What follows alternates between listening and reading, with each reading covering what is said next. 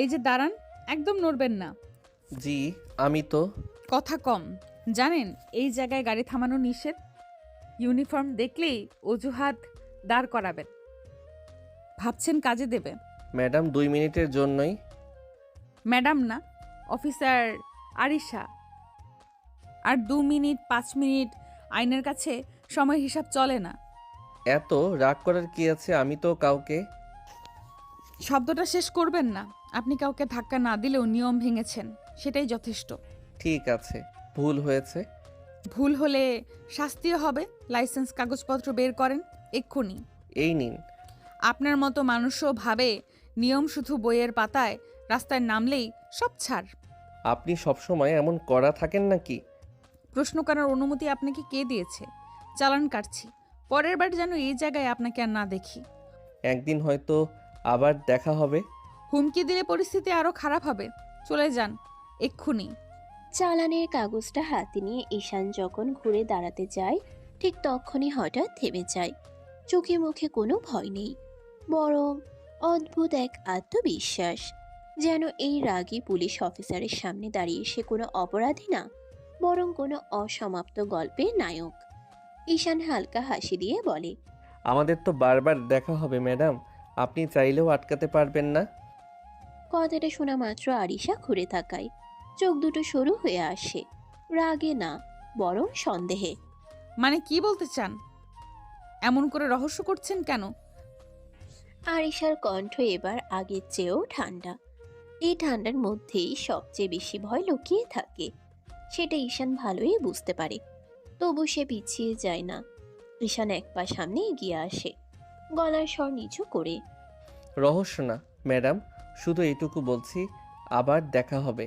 আপনি কি আমাকে হুমকি দিচ্ছেন, নাকি পুলিশের সাথে ফান করার সাহস দেখাচ্ছেন? না হুমকি না ফান, কিছু সম্পর্ক কাগজে শুরু হয় না, সামনে এসে দাঁড়ায়।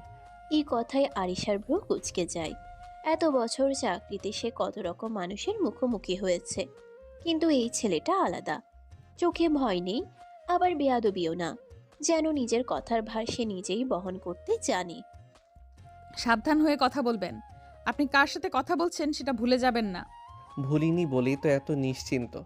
আইনের মানুষরা সবচেয়ে বেশি সত্যকে ভয় পান না, তাই না? এক মুহূর্তের জন্য চারপাশের শব্দ যেন থেমে যায়। আরিশা শক্ত করে দাঁড়িয়ে থাকে। এই কথার উত্তর সে সঙ্গে সঙ্গে দিতে পারে না। চোখে এক ঝলক অস্বস্তি, যা খুব দ্রুত আবার কড়া ভাবের আড়ালে লুকিয়ে ফেলে। বেশি কথা বললে পরিস্থিতি আপনার জন্য ভালো হবে না। এখন চলে যান। যাচ্ছি, কিন্তু মনে রাখবেন এই শহরটা ছোট, আর কাকতালীয়গুলো খুবই জেদি। ঈশান ধীরে ধীরে হেঁটে চলে যায়, পেছনে আর একবারও তাকায় না। আরিশা কিছুক্ষণ সেখানেই দাঁড়িয়ে থাকে। অদ্ভুতভাবে বুকের ভিতর একটা অস্বস্তি দানা বাঁধে। নিজের মনেই বিরক্ত হয়ে বলে, এই ধরনের লোকদের গুরুত্ব দেওয়া ঠিক না। কিন্তু তবুও তার মনে একটা প্রশ্ন ঘুরপাক খায়।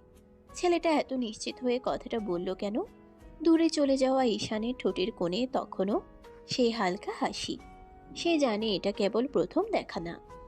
আরিশা জানে না তার সাজানো নিয়মের জীবনে কেউ একজন নীরবে ঢুকে পড়েছে। রাত নামতে নামতে ঈশান বাড়িতে পৌঁছায়। গেট পেরিয়েই পরিচিত বাড়ির আলো, পরিচিত উঠোন, সবকিছুই চেনা। কিন্তু আজ কেন জানি তার বুকের ভেতরটা অচেনা রকম ভারী।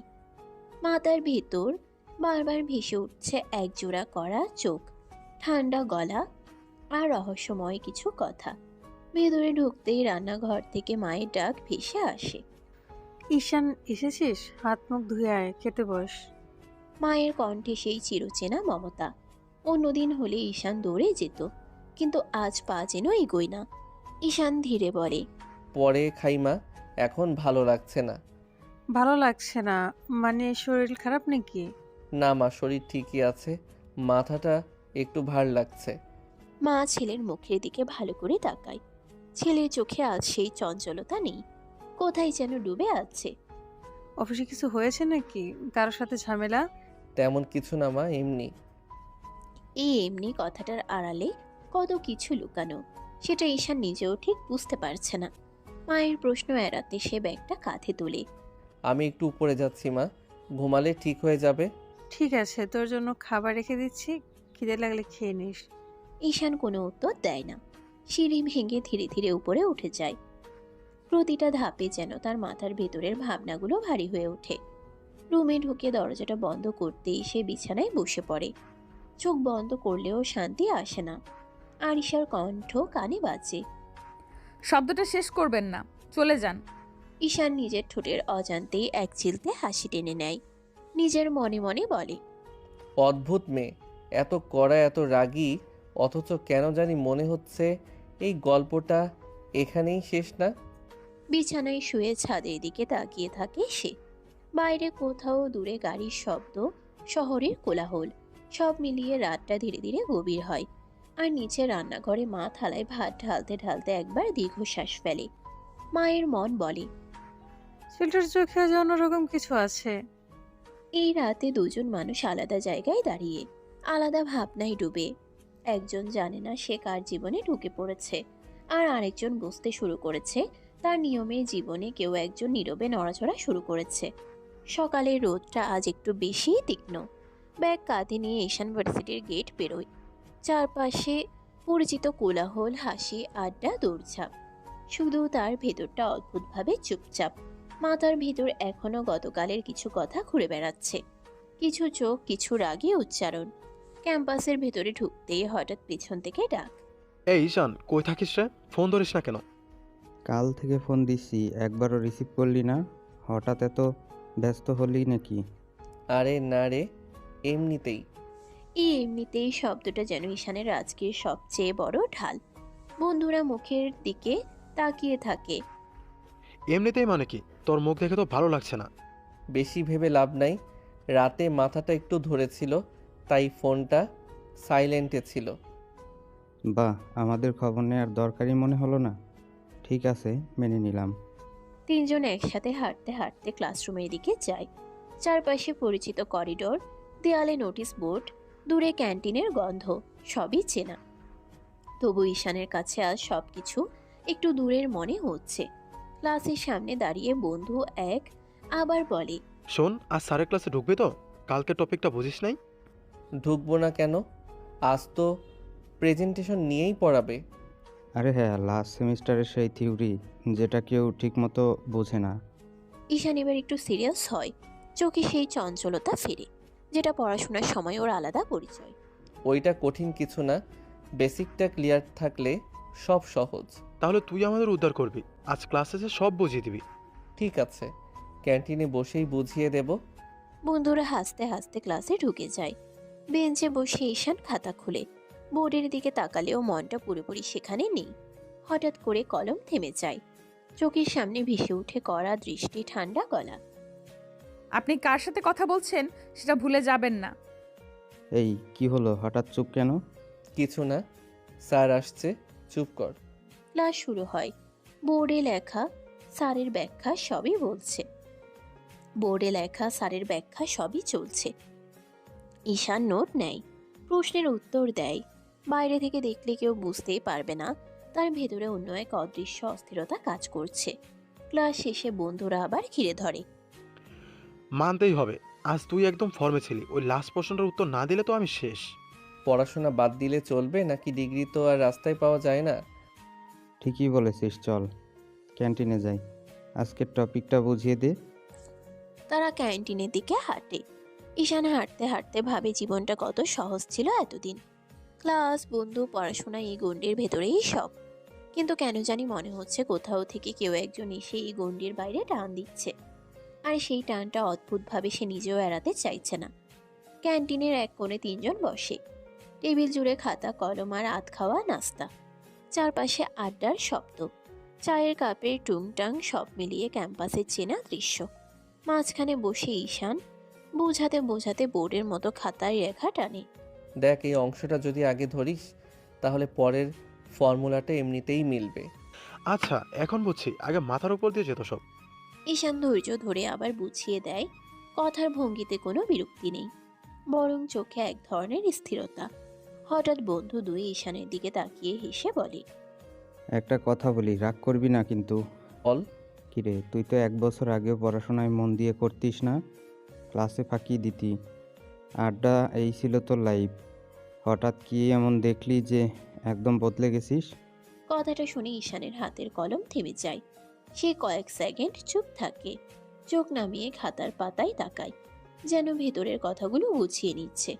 তারপর ধীরে ধীরে মাথা তুলে বলে, মানুষের একটা সময় আসে যখন সে বুঝতে শেখে সব কিছু হালকাভাবে নিলে জীবন হালকা থাকে না। বাহ, আজকাল দার্শনিক হয়ে যাচ্ছিস দেখছি। দার্শনিক না, বাস্তববাদী। চারপাশের শব্দ যেন একটু দূরে সরে যায়। ঈশানের কণ্ঠে এবার এক ধরনের দৃঢ়তা। জীবনের লক্ষ্যে পৌঁছাতে পড়াশোনা সবার আগে। আমি বুঝে গেছি শর্টকাটে খুব দূরে যাওয়া যায় না, তাই আমি সেই পথটাই বেছে নিয়েছি। হঠাৎ এত বড় সিদ্ধান্তের পেছনে কোনো কারণ আছে নাকি? এক মুহূর্তের জন্য ঈশানের চোখে ভেসে ওঠে কিছু তিক্ত অতীত। ঈশানের গলা ধরে আসে। সে দ্রুতই নিজেকে সামলে নেয়। কারণ থাকতেই পারে, কিন্তু সব কারণ সবাইকেই বলতে নেই। যাই হোক, ভালো দিকেই তো যাচ্ছিস, আমাদেরও একটু টেনে তুলিস। সেটাই তো করছি। একসাথে থাকলে এগোনো সহজ হয়। তিনজন আবার পড়ায় মন দেয়। ঈশান বুঝাতে থাকে, বন্ধুরা মন দিয়ে শোনে। বাইরে থেকে দেখলে মনে হবে এটা নিছকই একদল ছাত্রের পড়াশোনা, কিন্তু ঈশানের ভেতরে তখন অন্য এক দৃশ্য। নিজের মনে এসে বলে, লক্ষ্য ঠিক না করলে কারোর সামনে দাঁড়ানো যায় না। বিকেলের আড্ডা শেষে ঈশান ভার্সিটির গেট পেরিয়ে বের হয়। চারপাশে ছাত্রছাত্রীদের ভিড়, গাড়ির শব্দ, পরিচিত কোলাহল। সে একটু সামনে এগিয়েই হঠাৎ থেমে যায়। সামনের রাস্তায় উত্তেজনা। দুজন কনস্টেবল এক লোককে ধরে রেখেছে। লোকটা চেঁচাচ্ছে, হাত ছাড়ানোর চেষ্টা করছে। আর ঠিক মাঝখানে কড়া ভঙ্গিতে দাঁড়িয়ে আছে আরিশা। চোখে সেই চেনা আগুন, কণ্ঠে কোনো নরম ভাব নেই। চুপ করুন, আর একবার নড়াচড়া করলে অবস্থা খারাপ হবে। আসামিটা মরিয়া হয়ে হাত ছাড়াতে চাইছে। আরিশা এক ঝটকায় তার কলার চেপে ধরে। কতদার পাওয়ার আছে নাকি? এত জোর দেখাচ্ছেন কেন? এই কথাটা শোনা মাত্র ঈশানের ভেতরে কেমন যেন একটা অদ্ভুত সাহস জেগে ওঠে। সে আর দূরে দাঁড়িয়ে থাকে না, ধীরে ধীরে কাছে এসে বলে, বাবা মেয়ে হয়েও এত জোর হাতটা ধরেন, একটু হালকা করলে কি হয়? আরিশা চমকে তাকায়। চোখের সামনে ঈশান। এক মুহূর্ত চিনতে দেরি হয় না, ভ্রু দুটো আরো শক্ত হয়ে যায়। একটা খেয়ে দেখুন মিস্টার, কেমন লাগে। মার নয়, আদর পেতে চাই। কনস্টেবল দুজন পর্যন্ত একবার করে তাকায়।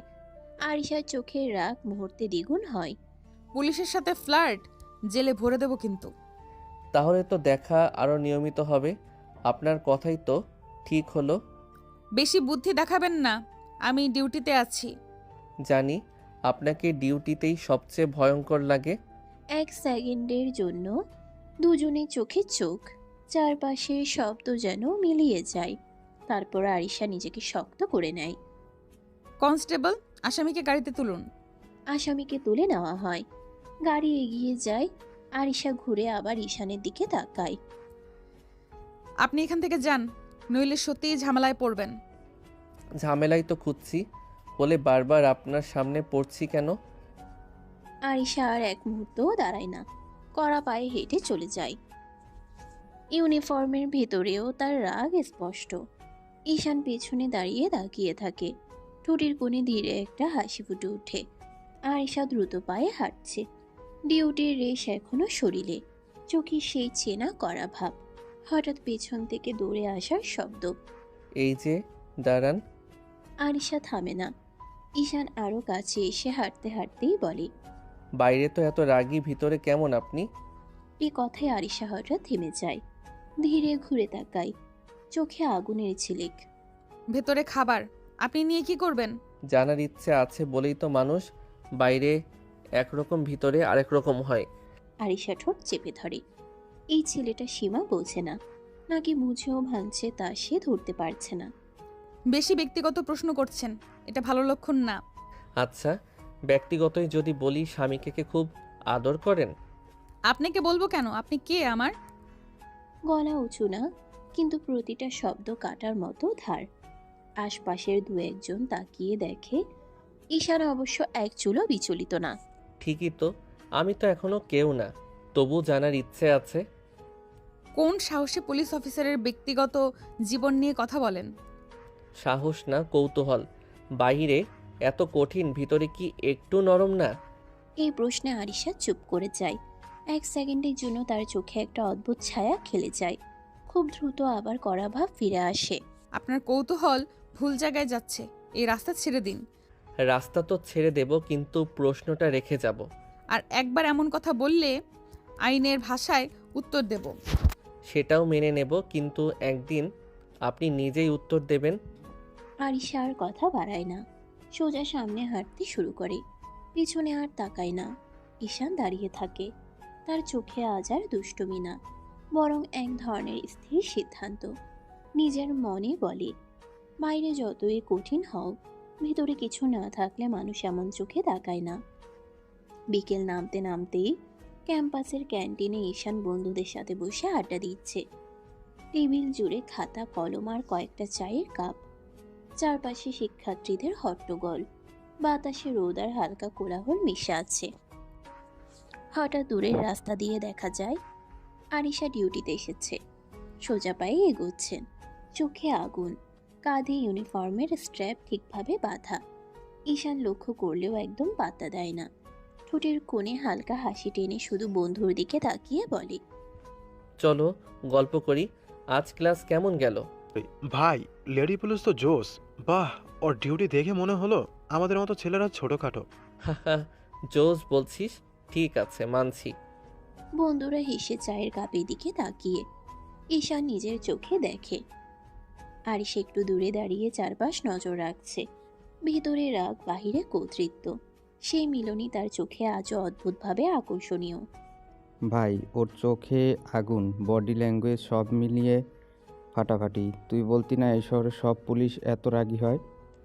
সবাই না, কিছু মানুষ আছে যারা ইউনিফর্মের ভেতরেও আগুন লুকিয়ে রাখে। আরিশা এবার পাশের টেবিলের দিকে তাকায়, চুপচাপ। ঈশান চোখ ফেরায় না। কিছুক্ষণ তারা একে অপরকে মাত্র নজরে ধরেই যায়। ভাই দেখেছিস, ও হেঁটে চলে গেল। এই শহরের সব লেডি পুলিশে যদি এমন হয়। হ্যাঁ, কিন্তু দেখো, কিছু মানুষ শুধু পেশাই কঠিন, ভিতরে অন্য কেউ থাকতে পারে, সেটা খুঁজে বের করতে হয়। বন্ধুরা কিছু বলতে পারল না। আরিশা চলে গেলেও তার উপস্থিতি পুরো ক্যান্টিনে একটা অদ্ভুত ছাপ রেখে গেল। ঈশান আবার চায়ের কাপ হাতে নিয়ে ধীরে হাসে। নিজেই মনে মনে বলে, রাগী ম্যাডাম, তুমি যতই বাইরে কঠোর হও, কি আমি একদিন দেখতে চাই। ক্যান্টিনের বিকেলটা ধীরে ধীরে গড়িয়ে যায়। বন্ধুরা আড্ডায় ব্যস্ত, কিন্তু ঈশানের মন সবসময় সেখানে। আরিশার চোখ, তার আগুন, তার শক্তি। রাত নামে। ঈশানের বাড়িতে ডাইনিং টেবিল সাজানো, হালকা আলো, ধোঁয়া ওঠা ভাতের গন্ধ আর ভাজে ডাল, সব মিলিয়ে পরিচিত পারিবারিক দৃশ্য। ঈশান খাবারের পাত্র হাতে টেবিলের দিকে বসে।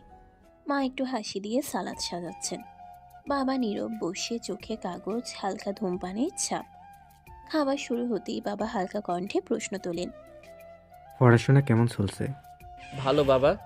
বাবার চোখে সন্তুষ্টির ছাপ। তবে সে জানে শুধু পড়াশোনা যথেষ্ট নয়। বাবা একটু কড়া ভঙ্গিতে যোগ করেন, এবার দায়িত্ব নিতে শেখো, কয়দিন পরে বউ করে আসবে। ঈশানের ভেতরে এক অদ্ভুত উত্তেজনা জেগে ওঠে। বাবা শুধু ভবিষ্যতের জন্য আগ্রহী, কিন্তু ঈশান জানে এই দায়িত্ব মানে শুধু পড়াশোনা বা কাজ নয়, একটা নতুন জীবন। সব করব বাবা। হ্যাঁ ঈশান, কিন্তু মনে রেখো, দায়িত্ব মানে শুধু কঠিন কাজ নয়, ভালোবেসেও শিখতে হয়। এটা মানুষকে বুঝতে হবে, সময় দিতে হবে। হ্যাঁ মা, মনে রাখবো। মায়ের কথা ঈশানের চোখে অদ্ভুত দৃঢ়তা ফুটে ওঠে। সে জানে ভবিষ্যতের প্রতিটা পদক্ষেপই এখন গুরুত্বপূর্ণ। পড়াশোনার দায়িত্ব, সম্পর্ক, সব মিলিয়ে সে নতুন এক অধ্যায়ের দিকে এগোচ্ছে।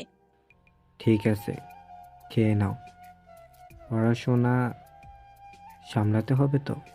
সামলে নিব বাবা। রাতে খাবারের আড্ডা শেষ হয়। ঈশান নিজের ঘরে উঠে বসে। চোখ বন্ধ করেও ভাবনা থামে না। রাত গভীর, ঘরের আলো ম্লান, শুধু টেবিল ল্যাম্প চলছে। ঈশান বই খুলে কিছুক্ষণ পড়েছে, কিন্তু মন আর চোখ কোথাও ধরে না। হঠাৎ মোবাইল ফোনের স্ক্রিন জ্বলজ্বল করে। নামটা দেখে হালকা হাসি ফোটে তার ঠোঁটে। হ্যালো ভাই। ঈশান, কেমন আছিস? ঠিক আছি, তুমি কেমন? ভালো। জানিস জিশানের জন্মদিন কাল। হ্যাঁ, কি প্ল্যান করছিস? সারপ্রাইজ পার্টি দিব, তুই আসবি তো? সব আয়োজন আমরা আগে থেকেই ঠিক করেছি। ঈশানের চোখে আনন্দের ঝিলিক।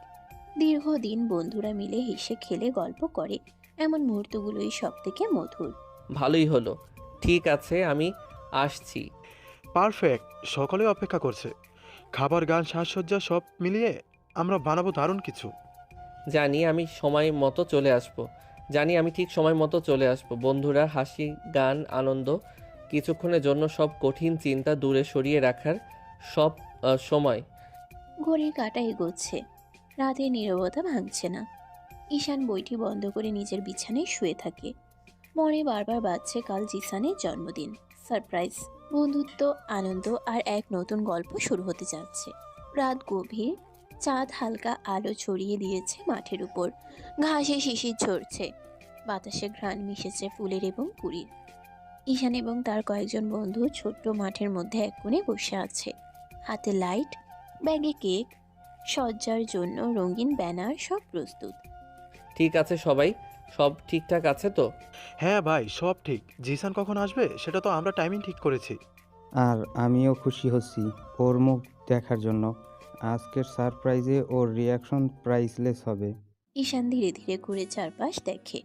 মাঠটা শান্ত, শুধু এই রাতের কোলাহল আর দূরে কিছু কাটার মতো গাছের ছায়া। এই শান্তি যেন আরো আগ্রহ বাড়াচ্ছে। ঠিক আছে, সবাই চুপচাপ থাকো। চোখ বেঁধে আমরা সরাসরি পার্টি দিব। চোখ বেঁধে? ও, কেমন মজা হবে? ঠিক তাই। ওর সামনে বসে হঠাৎ সব খুলে দেব। দেখবে কিভাবে সব আয়োজন করেছি। মুহূর্তে সবাই প্রস্তুত। ব্যানার টাঙানো, লাইট জ্বালানো, কেক টেবিলে সাজানো।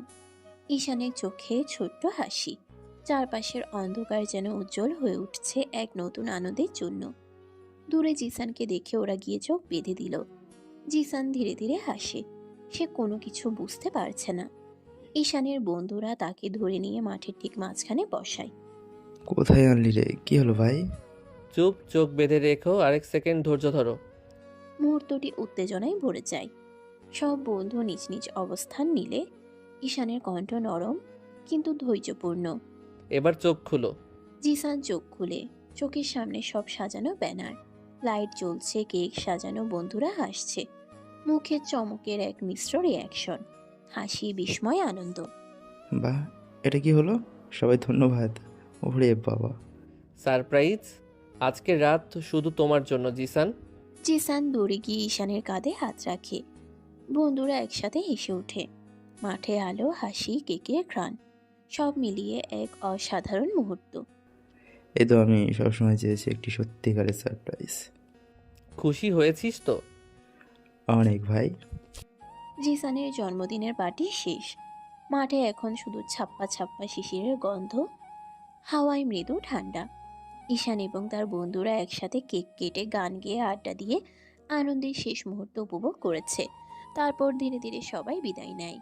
ঈশান ব্যাগ কাঁধে নিয়ে বাড়ির দিকে যাচ্ছিল। রাস্তা ফাঁকা, চারপাশে রাতের নীরবতা, হালকা বাতাস চোখে লাগে। হঠাৎ চোখ আটকে গেল দূরে। রাস্তার পাশে আরিশার স্কুটি স্টার্ট হচ্ছে না। ঈশান দ্রুত এগোতে শুরু করে। স্কুটি ঠিকমতো থেমে আছে। আরিশা কিছুটা ঝুঁকে চাবি ঘোরাচ্ছে। কি ম্যাডাম, কি সমস্যা? দেখতেই তো পাচ্ছেন কি সমস্যা, আবার জিজ্ঞেস করছেন কেন? ঈশানের ভেতরে এক ধরনের দুশ্চিন্তা জেগে ওঠে। রাত, নির্জন রাস্তা, একা মেয়ের সঙ্গে কিছুটা অস্বস্তি। একা একা একটা মেয়ে এত রাতে এই নির্জন জায়গায় ভয় করছে না? কিসের ভয়? যদি এখন কিছু হয়ে যায়? আরিশার চোখে অদ্ভুত এক ঝিলিক। প্রথমবার কেউ তার রাগের ভেতর এমন সতর্কতা দেখালো। সে চুপ করে স্টার্ট ঘুরিয়ে আবার চেষ্টা করে। স্কুটি নড়াচড়া করে না। আমি নিজেই সামলে নেব, আপনি কেন চিন্তা করছেন? কারণ আমি এমন সময়ে কাউকে সমস্যার মধ্যে দেখতে পারি না। ঈশানের কণ্ঠে শুধু উদ্বেগ, কোনো ডর নেই।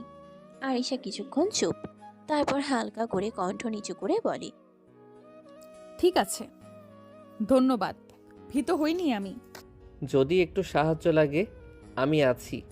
রাতে নির্জন রাস্তা, বাতাসে শিশিরের ঠান্ডা ছোঁয়া, চারপাশে শুধু অন্ধকার, হালকা বাতাসের শব্দ।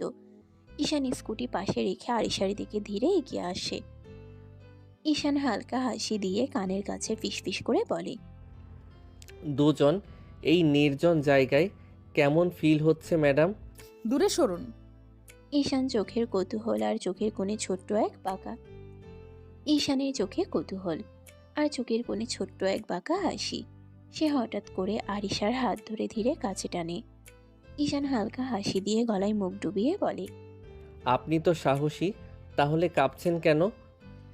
ঈশান সীমার বাইরে যাওয়ার চেষ্টা করলে চুপ করে ফিল করুন ম্যাম। সীমা বজায় রাখুন। ঈশান আর শুনল না। আরিশার ঠোঁটে ঠোঁট ডুবিয়ে কিস করতে লাগলো। বেশ কিছুক্ষণ পরে ঈশান ছেড়ে দিল আরিশাকে। আরিশা রেগে কিছু বলতে গিয়েও বলল না। আরিশা স্কুটি নিয়ে ধীরে ধীরে চলে যায়। ঈশান কিছুক্ষণ দাঁড়িয়ে থাকে। রাতের নীরবতার মধ্যে শুধু হৃদয়ের দ্রুততা অনুভব করে। আরিশা বাড়ি ফিরে আসে। রাত এখন পুরোপুরি নীরব। ঘরে হালকা আলো। আয়নার পাশে সে দাঁড়িয়ে। ভিতরে মনটা অচেনা উত্তেজনায় ভরা। রাগ আর দ্বন্দ্বের মিশ্রণ। আজ রাতে সেই নির্জন রাস্তায় ঈশানের সাহসী আচরণ আর আরিশার ভিতরের কৌতূহল সবই এখন একেবারে ভেসে ওঠে। আরিশা আয়নার সামনে দাঁড়িয়ে নিজেকে দেখছে। আর সেই মুহূর্তে চোখ বন্ধ করে মনে মনে সেই চুম্বনের স্পর্শটি পুনরায় অনুভব করে। আরিশা নিজের মনে হালকা শ্বাস ফেলতে ফেলতে বলে, পিচ্চি ছেলের এত সাহস আমাকে কিস করে। ঈশানের ঠোঁটের ছোঁয়া, হালকা মিষ্টি চুম্বন মুহূর্তটা তার ভেতর উষ্ণতা ছড়িয়ে দেয়। রাগী চোখ, শক্ত মন সব মিলিয়ে ভেতরের অদ্ভুত নরমতা জাগে। ওকে দেখে নেব। যে সাহস দেখালো, আজ রাতে যা হলো তা শুধু একটা মুহূর্ত নয়, ভেতরে একটা নতুন অনুভূতি শুরু হয়েছে। পরের দিন সকালে আরিশার ঘরে আলো ঢুকছে, কিন্তু মনটা মোটেই শান্ত নয়। খাবারের টেবিল সাজানো, তবে আরিশার চোখে চিন্তার ছাপ। হঠাৎ বাবা মুখে কড়া ভাব নিয়ে প্রশ্ন তোলেন, তুমি কি ও বাড়ি যাবে না? কোন বাড়ি? তা তুমি ভালো করে জানো। আমার কোনো ইচ্ছে নেই যাওয়ার। কেন যাবে না তুমি? তুমি ভালোই জানো কেন। মেজাজটা গরম। ঘরের মধ্যে একটা চাপ অনুভূত হচ্ছে। আরিশা জানে কথা বেশি বললে কেবল পরিস্থিতি খারাপ হবে। সে চুপচাপ টেবিলের দিকে তাকায়, হাতে চা নেয়। হ্যাঁ মা। খাবার শেষ করে আরিশা সোজা ডিউটির ইউনিফর্ম পরে বের হয়। বাবা মায়ের চোখে অদ্ভুত চিন্তা, আর আরিশার মনে এক ধরনের চরম দৃঢ়তা। সকালে ডিউটি শুরু হয়ে গেছে। আরিশা ইউনিফর্মে, পায়ে জুতা ঠিকমতো বাঁধা, চোখে আগুন, মনটা এখনো ভরা বাবার কথার খ্যাপা রাগ। সে নিজের ভিতরের উত্তেজনা সামলাতে চেষ্টা করছে, কিন্তু প্রতিটা পদক্ষেপে মনে হচ্ছে সেই কথাগুলো ফিরে ফিরে আসে। হঠাৎ পা মচকে যায়। আরিশা ভারসাম্য হারাতে বসে। মুহূর্তেই পাশ থেকে একটি শক্ত হাত তাকে ধরে ধরে রাখে। সাবধানে ম্যাডাম। আপনি এখানে কেন? এখান দিয়ে যাচ্ছিলাম। আমাকে ফলো করছেন? চাইলে করতে পারি। হর। কি বলছেন এইসব? না ম্যাডাম, আমি শুধু নিশ্চিত হতে চাচ্ছি আপনি ঠিক আছেন। ঠিক আছি, আপনি এক্ষুনি চলে যান। অন্য সময় ফলো করার সাহস দেখাবেন না। ঈশান একটু হেসে ধীরে দূরে সরে যায়। আরিশা আবার নিজের ভিতরের উত্তেজনা সামলাতে থাকে। ঈশান একটু দূরে গিয়ে দাঁড়ায়। চোখে সেই দুষ্টু ঝিলিক, ঠোঁটের কোণে বাঁকা হাসি। হঠাৎ আকাশের দিকে আঙ্গুল ছুঁয়ে আরিশার দিকে একটা ফ্লাইং কিস ছুড়ে দেয়। আরিশার রক্তচাপ যেন এক লাফে বেড়ে যায়। চোখ লাল, কণ্ঠ কঠিন। আর 1 সেকেন্ডও দাঁড়ালে জেলে ভরে দেব, বুঝলেন? জেলে? তাহলে মনের জেলেই ভরেন ম্যাডাম। বাইরে থাকলে তো আপনাকে দেখে অপরাধ করে ফেলি। বেশি চালাকির চেষ্টা করবেন না। আমি পুলিশ, মজা করছি না। জানি, তাই তো বলছি আপনার মনের জেলে থাকলেই শান্তি। আরিশা কিছু বলার আগে ঈশান ঘুরে হাঁটতে শুরু করে। 2-1 কদম গিয়ে আবার থামে, কাঁধের উপর দিয়ে তাকায়। ম্যাডাম, রাগ করলে আপনাকে আরও হট লাগে। আপনাকে একদিন সত্যি সত্যি হাত করা পরাবো। সেদিনটার অপেক্ষাতেই তো আছি। ঈশান চলে যায়। আরিশা কিছুক্ষণ দাঁড়িয়ে থাকে। চারপাশে ডিউটির কোলাহল, কিন্তু তার ভেতরে অদ্ভুত এক অস্থিরতা। রাগে দাঁত চেপে ধরে সে ফিসফিস করে বলে, এই ছেলেটা আমার মাথা গরম করতেই জন্মেছে। তবুও অজান্তেই তার চোখের কোণে এক মুহূর্তের জন্য অন্যরকম এক ঝাঁকুনি খেলে যায়, যেটা সে কোনোভাবেই স্বীকার করতে চায় না।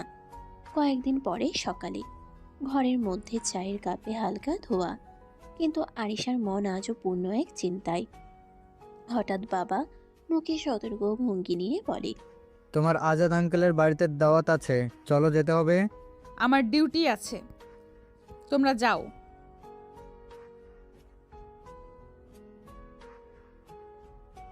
পড়ে যাব, তোমরা যাও, আমি ডিউটিতে থাকবো। বাবা মা একে অপরের দিকে চেয়ে দেখেন। কিছুক্ষণ চুপচাপ থাকা, তারপর বাবা নিঃশ্বাস ফেলে হালকা মাথা নাড়ে। ঠিক আছে, তবে খেয়াল রেখো, যদি কোনো সমস্যা হয় ফোন দেবে। হ্যাঁ বাবা। দুপুরে মা বাবা বাড়ি থেকে বেরিয়ে যায়। আরিশা তাদের পেছনে তাকায় না, ডিউটির ইউনিফর্ম ঠিক করে, হালকা নিঃশ্বাস ফেলে। আজও তার দিন ভরে আছে রাগ, কাজের চাপ আর ঈশানের স্মৃতি নিয়ে। দূরে বাবার গাড়ি চলে যাচ্ছে। আরিশা একা ডিউটিতে রাস্তায় হাঁটছে।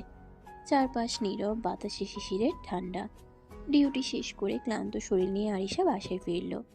দরজা বন্ধ হতেই যেন চারপাশের শব্দ হঠাৎ থেমে গেল। ইউনিফর্ম খুলে চেয়ারে ছুঁড়ে রেখে সে একবার লম্বা নিঃশ্বাস নিল। মাথার ভেতর আজও হাজারটা চিন্তা ঘুরপাক খাচ্ছে। হঠাৎ ফোন বেজে উঠল। হ্যালো,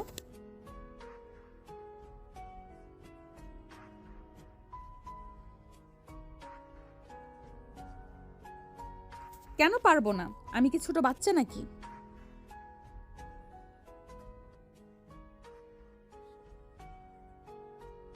ঠিক আছে মা, তোমরা চিন্তা করো না, বাবাকে বলো ওষুধ ঠিক মতো খেতে। হ্যাঁ, রাখছি। ফোন কেটে যেতেই ঘরটা আরো নীরব লাগলো। আরিশা একটু সময় দাঁড়িয়ে থাকলো, তারপর ধীরে ধীরে বাথরুমে ঢুকে পড়ল। ঠান্ডা পানির ছোঁয়ায় দিনের ক্লান্তি কিছুটা হলেও হালকা হলো। আয়নার সামনে দাঁড়িয়ে নিজের চোখের দিকে তাকিয়ে সে ফিসফিস করে বলল, সারাদিন অন্যদের সামলাই, নিজেকে সামলানো সবচেয়ে কঠিন। ফ্রেশ হয়ে বেরিয়ে চুলটা হালকা করে বেঁধে নিল। রান্নাঘরে ঢুকে চুলায় হাঁড়ি বসালো। খাবারের গন্ধে পেটটা হালকা কেঁপে উঠল। টেবিলে বসে চুপচাপ খেতে শুরু করলো সে। খেতে খেতেই হঠাৎ অজান্তে ঈশানের কথা মনে পড়ে গেল, তার সেই দুষ্ট হাসি, উস্কানি মাখা কথা। আরিশা কাটা থামিয়ে বিরক্ত স্বরে বলে উঠল, ধ্যাৎ, এই ছেলেটা মাথা থেকে যায় না কেন? নিজের উপরে রাগ করে আবার খাওয়া শুরু করলো। খাওয়া শেষ করে প্লেট সিঙ্কে রেখে লাইটটা নিভিয়ে দিল। ঘরের এক কোণে দাঁড়িয়ে জানালার বাইরে তাকালো। শহরের আলো, দূরের গাড়ির শব্দ, সব মিলিয়ে রাতটা অদ্ভুত রকম ভারী। ঘরের আলো নিভিয়ে বিছানায় শুয়ে পড়ে আরিশা। চোখ বন্ধ করলেও ঘুম আসে না। মাথার ভিতরে ঘুরতে থাকে একটাই কথা, চাকরি, দায়িত্ব, ইউনিফর্ম। নিজের ইচ্ছে, নিজের চাওয়াগুলো যেন ধীরে ধীরে কোথাও হারিয়ে যাচ্ছে। আরিশা হালকা দীর্ঘশ্বাস ফেলে উঠে বসে। সবকিছু কি শুধু ডিউটি আর দায়িত্বেই শেষ হয়ে যাবে? হঠাৎ সে আলমারির দিকে তাকায়। অনেকদিন না ছোঁয়া এক কোণে ভাঁজ করা একটা শাড়ি হাত বাড়িয়ে বের করে আনে।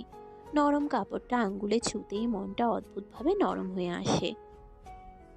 কিছুক্ষণ পর শাড়ি পরে চুলটা হালকা করে ছেড়ে সামান্য কাজল আর লিপস্টিক, খুব বেশি সাজ নয়, তবু আয়নায় তাকিয়ে নিজেকে একটু অন্যরকম লাগে।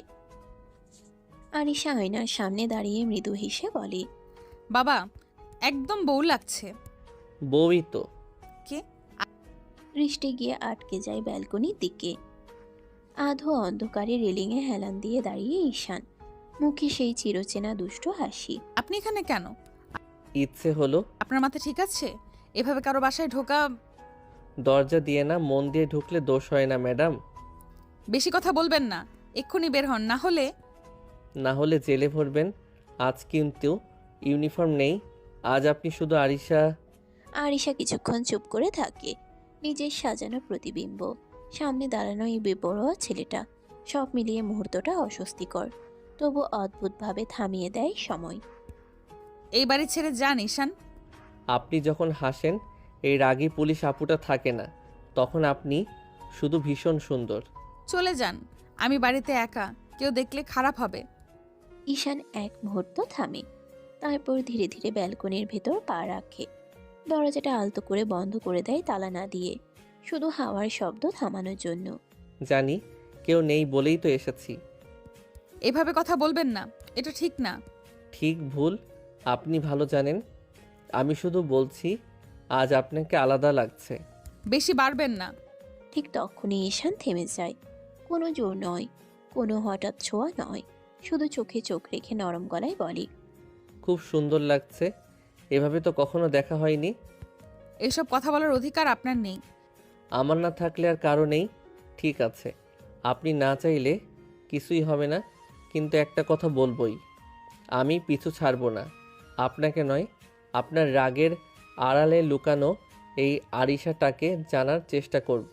আরিশা কিছু বলতে পারে না। রাগ, অস্বস্তি আর অজানা অনুভূতি একসাথে গলা বেঁধে ধরে। ঈশান দরজার দিকে ঘুরে দাঁড়ায়। সে বেরিয়ে যায়। দরজা বন্ধ হয়। ঘরে নীরবতা ফিরে আসে। আরিশা দেয়ালে হেলান দিয়ে দাঁড়ায়। হৃদস্পন্দন এখনো স্বাভাবিক হয়নি। নিজেকে শক্ত করে বলে, এই মানুষটা আমার নিয়ম ভাঙতে চায়। কিন্তু আয়নায় নিজের চোখে সে আরেকটা সত্যও দেখে।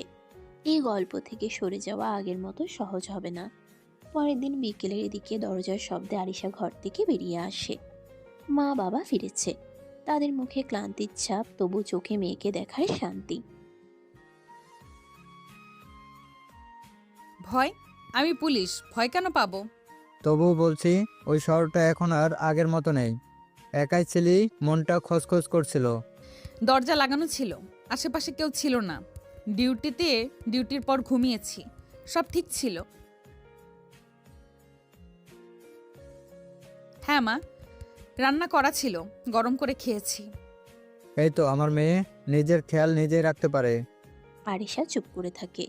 কথাগুলো ঠিকই, তবু ভেতরে কোথাও একটা ঢেউ নড়ে ওঠে গত রাতের অপ্রত্যাশিত মুহূর্ত, নিজের অস্বস্তি আর সেই অদ্ভুত স্পন্দন। একটু পরে বের হব, আগে চা বানাই। রান্নাঘরে ঢুকতে ঢুকতে আরিশা এক মুহূর্ত থামে। জানালার কাছে নিজের প্রতিচ্ছবি দেখে। শক্ত মুখ, নিয়ন্ত্রিত চোখ, সব আগের মতোই। তবু ভেতরে সে জানে সব আগের মতো নেই। বাইরে দায়িত্বের পোশাক, ভেতরে জমে থাকা প্রশ্ন। আরিশার দিন আবার শুরু হয়, কিন্তু গত রাতের ছায়া আজও তার পিছু ছাড়ে না। থানার ভেতর সকালটা ব্যস্ত। ফোনের রিং, কাগজের শব্দ, ডিউটি অফিসারের হাঁক ডাক, সব মিলিয়ে চেনা কোলাহল। আরিশা নিজের চেয়ারে বসে ফাইল উল্টাচ্ছে, তবু চোখের সামনে শব্দগুলো ভেসে উঠছে। মনটা কোথাও আটকে আছে। কলমটা হঠাৎ থেমে যায়। আরিশা চেয়ারের পেছনে হেলান দেয়। চোখ দুটো কিছুক্ষণ বন্ধ করে। ঈশান, কাল এত কাছে আসলে কেন? তার ভ্রু কুঁচকে যায়। ঈশানের মুখটা চোখের সামনে ভেসে ওঠে। নির্ভীক দৃষ্টি, অদ্ভুত আত্মবিশ্বাস। আগে তো এমন করতো না, হাসি ঠাট্টা করতো ঠিকই, কিন্তু সীমা জানতো। তাহলে কাল হঠাৎ কেন কেন ওইভাবে কথা বলল? কেন এতটা নিশ্চিত ছিল? আরিশা নিজের উপরই বিরক্ত হয়। একজন পুলিশ অফিসার হয়ে এসব ভাবা তার পছন্দ নয়। সে নিজেকে শক্ত করার চেষ্টা করে। না, আমি ভুল ভাবছি। হয়তো ওর স্বভাবটাই এমন, বেপরোয়া, বাড়াবাড়ি করা। যদি শুধু দুষ্টুমি হতো, তাহলে চোখে ওই জিদটা কেন ছিল? একজন কনস্টেবল ফাইল দিতে এলে আরিশা দ্রুত স্বাভাবিক হয়ে যায়। ফাইলটা রেখে যান। কনস্টেবল চলে গেলে আবার নীরবতা। আরিশা জানালার বাইরে তাকায়। রাস্তায় মানুষ চলছে, গাড়ির শব্দ ভেসে আসছে। আমি আমার কাজে মন দেব, কারো হঠাৎ আসা যাওয়ায় আমি বদলাবো না। তবু বুকের ভেতর অজান্তেই একটা অস্বস্তি জমে থাকে। কারণ সে জানে এই প্রশ্নগুলোর উত্তর সে এখনো নিজেকেও দিতে পারেনি। থানার ঘড়িতে সময় এগোয়, কিন্তু আরিশার ভেতরের দ্বিধা ঠিক সেখানেই দাঁড়িয়ে থাকে। থানায় কাজ শেষ করে আরিশা ডিউটির জন্য একটু দূরের এলাকায় রওনা দেয়। সাথে আছে আরেকজন অফিসার। সরকারি গাড়িতে বসে তারা রুট আর কাজের কথা বলতে বলতে এগোয়। আজ এলাকাটা বেশ শান্ত মনে হচ্ছে। শান্ত থাকলেই ভালো, ঝামেলা কম করলে কাজটা গুছিয়ে করা যায়। গাড়ি থেকে নেমে তারা হাঁটতে শুরু করে। ডিউটির মাঝেই দু একটা হালকা কথা, অফিসের গল্প। আরিশার মুখে আজ অচেনা একটা স্বাভাবিক হাসি। সে হাসিটা সে খুব কমই দেখায়। আজ আপনাকে বেশ ফ্রেশ লাগছে। ডিউটি ভালো গেলে মনটাও ভালো থাকে। এই দৃশ্যটা দূর থেকে দেখছে আরেকজন। রাস্তার ওপাশে দাঁড়িয়ে ঈশান, চোখ দুটো স্থির, মুখ শক্ত। আরিশার হাসিটা তার চোখে যেন কাটার মতো বিধে। ওর মুখে এই হাসি আমার সামনে তো কখনো হাসে না। এই অফিসারের সাথে এত হাসি কেন? আমাকে দেখলে তো আগুন হয়ে যায়। আরিশা কথা বলতে বলতে একবার ঘুরে তাকায়। চোখের কোণে ঈশানের উপস্থিতি টের পায়। মুহূর্তের জন্য হাসিটা থেমে যায়, কিন্তু সে কিছুই প্রকাশ করে না। আবার স্বাভাবিক হয়ে কাজে মন দেয়।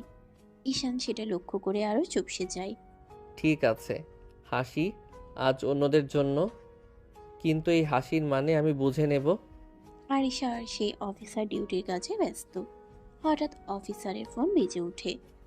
আপনি একটু দাঁড়ান, কলটা রিসিভ করে আসছি। আরিশা মাথা নাড়ে। অফিসার কয়েক কদম দূরে সরে যায়। ঠিক সেই মুহূর্তে একটা হাত হঠাৎ আরিশার কবজি ধরে টানে। আরিশা চমকে গিয়ে এসে ঘুরে দাঁড়ায়। কি করছো? আড়ালের ছায়ায় ঈশান, চোখে চাপা রাগ, কণ্ঠ নিচু কিন্তু টান টান। ঈশান রেগে বলল, ওই অফিসারের সাথে এত হাসি কেন? ছাড়ো, আমি কার সাথে হাসবো, কার সাথে কথা বলবো ওটা আমার ব্যাপার, তোমার কি? আমার সামনে তো কখনো হাসেন না। কারণ আমি তোমার ইচ্ছে মতো চলি না। ঈশান আরেকটু কাছে আসে। এতটাই কাছে যে তার নিঃশ্বাস আরিশার কানে লাগে। সে কিস করে না, শুধু গলার খুব কাছে মুখ এনে ফিসফিস করে। আমার সামনে হাসুন, আমি দেখব, শুধু দেখব। আরিশার বুক ধক করে ওঠে। রাগে নয়, এ অপ্রত্যাশিত ঘনিষ্ঠতায়। সে নিজেকে সামলে এক পা পিছিয়ে যায়। সীমা ছাড়াবে না ঈশান, আমি ডিউটিতে আছি। ঠিক আছে, কিন্তু একটা কথা মনে রাখবেন, আপনার হাসি আমাকে অদ্ভুতভাবে জ্বালায়। এই বলে ঈশান সরে যায়। ঠিক তখনই অফিসার ফিরে আসে। চলুন কাজ শেষ করা যাক। আরিশা মাথা নাড়ে, মুখ শক্ত কিন্তু ভেতরে অস্থির ঢেউ। ডিউটি চলতে থাকে, কিন্তু আড়ালে সেই মুহূর্ত দুজনের মনেই গভীর দাগ কেটে যায়। রাত গভীর, ঘরের লাইটগুলো নিভে এসেছে, শুধু ড্রয়িং রুমে হালকা আলো জ্বলছে। আরিশা ডিউটি শেষে চুপচাপ বসে আছে, মুখে ক্লান্তি, চোখে একরাশ ভাবনা। হঠাৎ বাবা ধীরে এসে সামনের চেয়ারে বসেন। আর কতদিন এভাবে থাকবি আরিশা? এভাবে মানে? কাজ ডিউটি একা থাকা, মানুষ তো কথা বলে না মা, সমাজে কানাঘুষা থামে না। আমি মানুষের কথা ভাবি না বাবা। তুই না ভাবলেও মানুষ ভাববে। আমরা তো এই সমাজে বাস করি, চাইলেও বাইরে থাকতে পারি না। আরিশা উঠে দাঁড়ায়, জানালার পাশে গিয়ে দাঁড়িয়ে বাইরে তাকায়। অন্ধকারে দূরের আলো ঝিলমিল করছে। সমাজের জন্য কি আমি নিজের জীবন থামিয়ে রাখবো? আমি কি শুধু মানুষ কি বলবে এই ভয়ে বাঁচবো? আমি তো শত্রু নই, আমি শুধু চাই তুই একটু শান্তি পা। শান্তি যদি নিজের মনের বিরুদ্ধে গিয়ে পাই, তাহলে সে শান্তি আমার চাই না বাবা। তোর মা বাবা হিসেবে দায়িত্ব আছে আমাদের। জানি, কিন্তু আমারও তো একটা মন আছে। আমি মনের বিরুদ্ধে কাজ করতে পারবো না। ঠিক আছে, ভাবিস শুধু একা একা সব বোঝা বইবি না। বাবা চলে যান। আরিশা একা দাঁড়িয়ে থাকে, বুকের ভেতর চাপা কষ্ট, তবু মাথা উঁচু। সমাজ, পরিবার আর নিজের ইচ্ছের মাঝখানে দাঁড়িয়ে আরিশা বুঝতে পারে এই লড়াইটা শুধু বাইরের নয়, সবচেয়ে কঠিন লড়াইটা তার নিজের ভেতরেই। গভীর রাত, ঘর নিস্তব্ধ, জানালার বাইরে হালকা বাতাসে পর্দা নড়ছে। আরিশা ঘুমোতে চেষ্টা করছে, কিন্তু মনটা অস্থির। ঠিক তখনই ব্যালকনির দিকে ক্ষীণ শব্দ। আরিশা চোখ খুলে উঠে বসে। কে? আরিশা চমকে উঠে বলে। ঈশান কোনো শব্দ করে না, আস্তে আস্তে আরো কাছে এগিয়ে আসে। ঈশান, প্রতিদিন এমন করো কেন? জানেন না কেন? আপনি কি বুঝতে পারেন না আমি কি চাই? এইসব ভণ্ডামি বাদ দাও। এভাবে আমার ঘরে আসা এটা ঠিক না। আমি ভণ্ড নই ম্যাডাম, আমি শুধু সৎ। দূরে থাকো। ঈশান তার খুব কাছে দাঁড়িয়ে আস্তে আস্তে গলায় মুখ ডুবিয়ে চুমু দিতে থাকে। আরিশা কেঁপে উঠল। ঈশান ফিসফিস করে বলল, আমি আপনাকে চাই ম্যাডাম। এই কথাটা বুঝতে এত কষ্ট কেন? প্লিজ ছাড়ো, এভাবে বলো না। ঠিক আছে, আপনি না চাইলে আমি এক কদমও বাড়াবো না, কিন্তু একটা কথা বলে চাই, আপনি যতটা শক্ত দেখান তার চেয়েও বেশি আপনি ভেতরে ভেঙে পড়েছেন। ঈশান ধীরে ব্যালকনির দিকে ফিরে যায়। আরিশা এখনো কাঁপছে।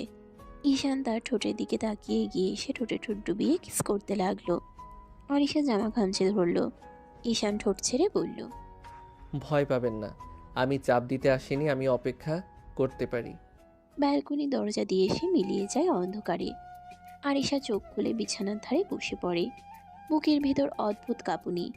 সে নিজেকে জড়িয়ে ধরে ফিসফিস করে। কেন তুমি আমাকে এতটা নাড়িয়ে দিচ্ছ ঈশান? পরের দিন সকাল। রাতের অস্থিরতা এখনো আরিশার চোখে মুখে লেগে আছে। নাস্তার টেবিলে বসে বসে অন্যমনস্ক। বাবা খবরের কাগজ পড়ছে, মা রান্নাঘরে। হঠাৎ আরিশা গভীর শ্বাস নিয়ে বাবার দিকে তাকায়। বাবা, তাকে আসতে বলো। কাকে? তাকেই। তুমি জানো কাকে বলছি। মানে সেদিন তো দেখছি সে, তখন কথা বলিস নাই? না বাবা, আমি সেদিন অন্যদিকে ঘুরে কথা বলছিলাম। আমি তাকে ঠিক করে দেখিনি। বাবা কিছুক্ষণ চুপ করে থাকেন। মেয়ের মুখের দিকে তাকিয়ে বুঝতে চেষ্টা করেন এই কথার ভেতরে কতটা দ্বিধা, কতটা সিদ্ধান্ত। হঠাৎ আজ তাকে দেখতে চাও কেন? জানি না, কিন্তু এবার নিজের চোখে দেখতে চাই। ঠিক আছে, আজই খবর পাঠাবো, আসতে বলবো। ধন্যবাদ বাবা। বাবা আবার খবরের কাগজে চোখ রাখেন, কিন্তু মনটা সেখানে নেই। আর আরিশা উঠে নিজের ঘরে চলে যায়। ঘরের দরজা বন্ধ করে আয়নার সামনে দাঁড়ায় সে। ইউনিফর্ম ঝোলানো, পাশে সাধারণ শাড়ি। নিজের চোখের দিকে তাকিয়ে ফিসফিস করে বলে, এবার আর পালাবো না, যা দেখার সামনে দাঁড়িয়ে দেখব। সকালটা ঘরের ভেতরেই অদ্ভুতভাবে উজ্জ্বল। রান্নাঘর থেকে ভাত, মাছ, মাংস সবকিছুর গন্ধ ভেসে আসছে। আরিশা জানে আজ সে ডিউটিতে যাচ্ছে না। মন অস্থির, চোখে অদ্ভুত আগ্রহ, আর কপালে হালকা চিন্তার রেখা। মা, এত রান্না কেন? মা, আমি শুধু দেখতে চাইছি, এত বেশি ভাবো কেন?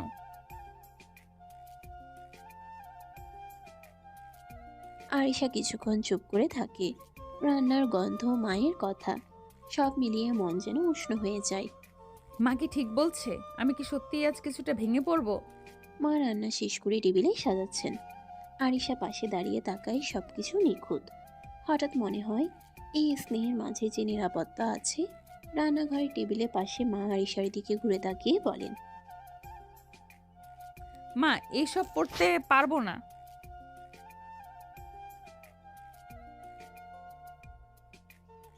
মা, আমি কি সংসার করব নাকি? কেন এত সাজগোজের তারা?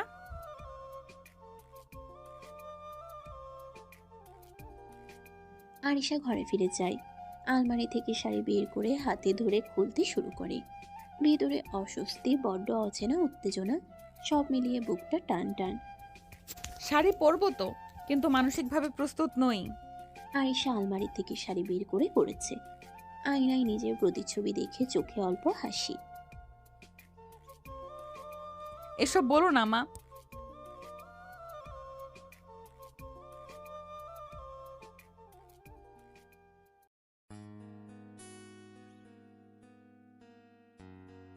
আরিশা দীর্ঘ শ্বাস ফেলে। মুখে বিরক্তি রাখে না। কথা না বাড়িয়ে সাবধানে নিজের মতো করে হালকা সাজ করে। চোখের কোণে একটু কাজল, ঠোঁটে হালকা লিপস্টিক, চুলও সামান্য বাঁধে। আয়নার দিকে তাকিয়ে আরিশা অনুভব করে শাড়ি, সাজ, মা বাবার ছোট খুশি, সব মিলিয়ে অজান্তেই তার মন কিছুটা নরম হয়ে গেছে। সন্ধ্যার আলো নরম, বাতাসে হালকা ঠান্ডা। আরিশা ব্যালকনিতে দাঁড়িয়ে আকাশের দিকে তাকিয়ে থাকে। মনটা অস্থির, শরীরটা আজও রাতের ঘটনা মনে করে কাঁপছে। হঠাৎ ধীরে ধীরে ছায়ার ভেতর থেকে ঈশান এগিয়ে আসে। চোখে এক অদ্ভুত তৃষ্ণা। আরিশা এখনো ভাবতে পারেনি। ঈশান গিয়ে আর এক মুহূর্ত বিলম্ব না করে গলার কাছে মুখ ডুবিয়ে কিস করতে শুরু করে। তুমি এখন এখানে কিভাবে এলে? দরজা দিয়ে। কি বলো? বাড়ির সবাই দেখেনি তো? দেখেছে তো, কি হয়েছে? মাথা খারাপ হয়ে গেছে তোমার ঈশান? চলে যাও। ঈশান একটু সরে আরিশার ঠোঁটের কাছে আবার মুখ নিয়ে যায়। এবার কিসটা অন্যরকম। ঈশান ঠোঁট কামড়ে ধরে কিস করতে লাগলো। তারপর কিস শেষ করে বলল, অনেক সুন্দর লাগছে শাড়িতে। আরিশা চোখ বুঝে ফেলে। রাগ, লজ্জা, অস্থিরতা সব মিলিয়ে তার বুকটা টান টান। সে নিজেকে সামলে দাঁড়ায়, কিন্তু ভেতরে অদ্ভুত উত্তেজনা। ব্যালকনির হালকা আলোয় আরিশা চোখ চেপে ধরে দাঁড়িয়ে, বুক ধরফর করছে। চলে যাও ঈশান, সবাই দেখবে। সবাই দেখেছে তো। আমি কি লুকিয়ে এসেছি নাকি? কেউ কিছু বলেনি। আপনার মা তো রুম দেখিয়ে দিল। কি বলো? ছি ছি, সবাই কি ভাববে? কি ভাববে? ভাববে আমরা রোম্যান্স করছি। মান সম্মান শেষ আমার। আরিশা দৌড়ে চলে যেতে চায়, কিন্তু ঈশান দ্রুত এগিয়ে এসে কোমরে হাত রেখে থামায়। কেউ কিছু বলবে না, ভয় পাবেন না, আসুন তো। আরিশা কিছুক্ষণ থেমে থাকে, চোখ বন্ধ করে। ঈশান ধীরে ধীরে তার গলায় মুখ ডুবিয়ে আবার কিস করতে শুরু করে। আরিশার কণ্ঠ এবার নরম নয়, স্পষ্ট কাঁপুনি ধরা পড়ে। প্লিজ চলে যাও, একজন আসবে। কে আসবে আবার? তুমি যাও, এখন বলতে পারবো না।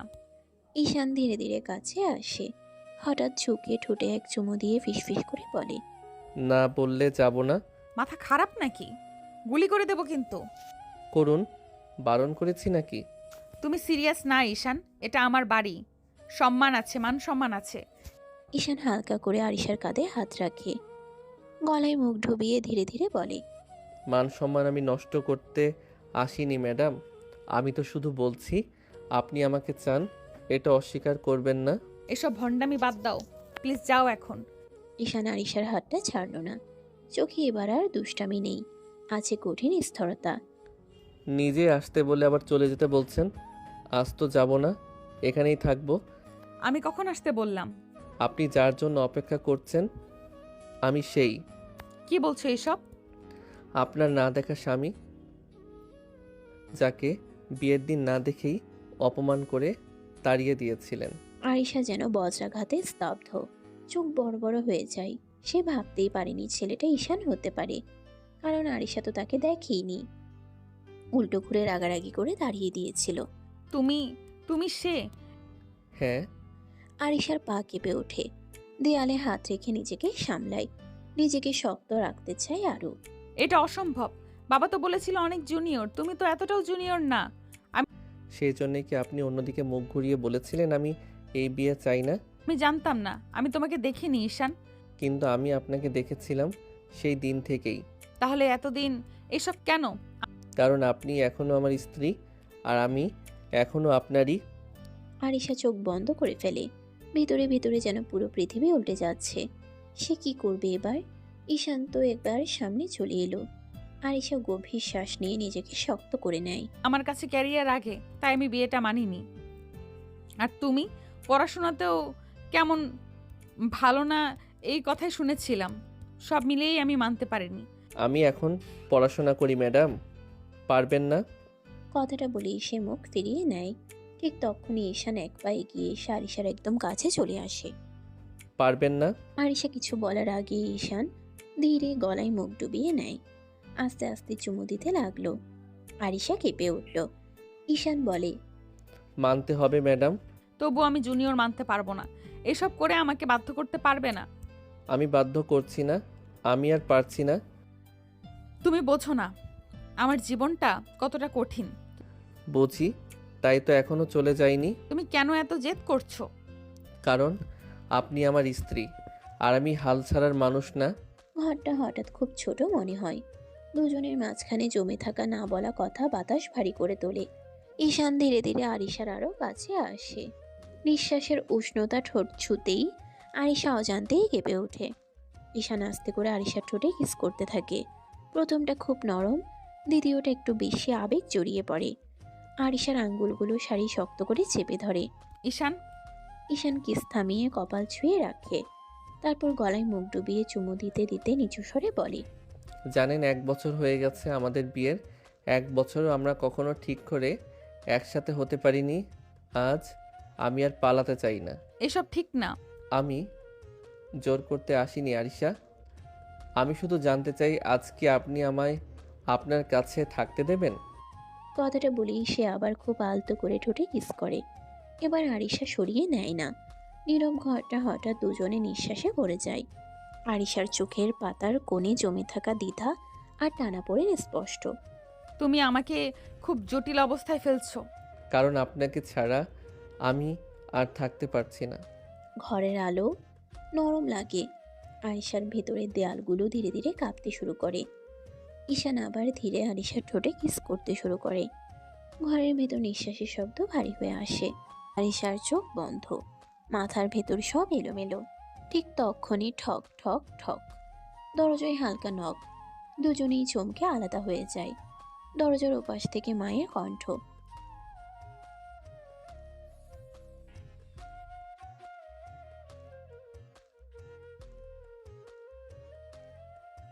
আরিশার বুক ধক করে ওঠে। সে দ্রুত শাড়ির আঁচল ঠিক করে কণ্ঠ স্বাভাবিক করার চেষ্টা করে। আচ্ছা মা, আসছি। চলো, ভদ্র থাকার চেষ্টা করো। তুমি তো অসভ্য। চিন্তা করবেন না ম্যাডাম, আপনার মা বাবার সামনে আমি খুব ভদ্র জামাই। আরিশা দরজার দিকে পা বাড়াতে গিয়েও থেমে যায়। একবার পিছনে তাকায়। এইসব পরে কথা হবে, এখন চলো। পরে মানে আজই? আরিশা কিছু না বলে দরজা খুলে বেরিয়ে যায়। ডাইনিংয়ে ঢুকতে মায়ের চোখ চকচক করে ওঠে। ধন্যবাদ মা।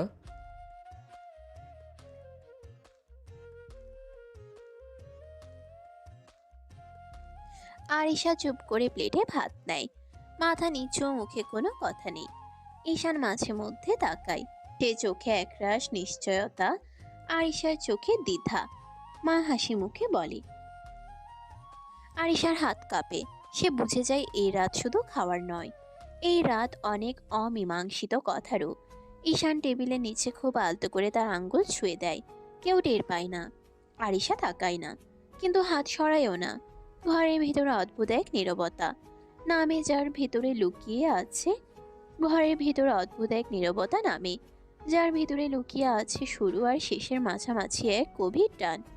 ডাইনিং টেবিলের পাশে হালকা শব্দ করে চেয়ার টানার আওয়াজ ভেসে আসে। আরিশার বাবা ধীরে ধীরে এসে দাঁড়ান। কি ব্যাপার, কেমন আছো ঈশান? ভালো আছি আঙ্কেল, আপনি কেমন আছেন? এই তো, বয়সের ভার। তোমার পরিবারের সবাই কেমন আছে? সবাই ভালো আছে আঙ্কেল। বাবা আপনার কথা জিজ্ঞেস করছিলেন। ভালোই।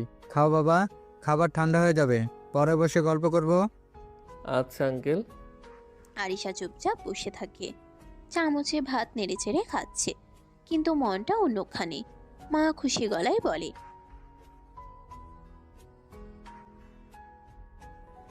ধন্যবাদ।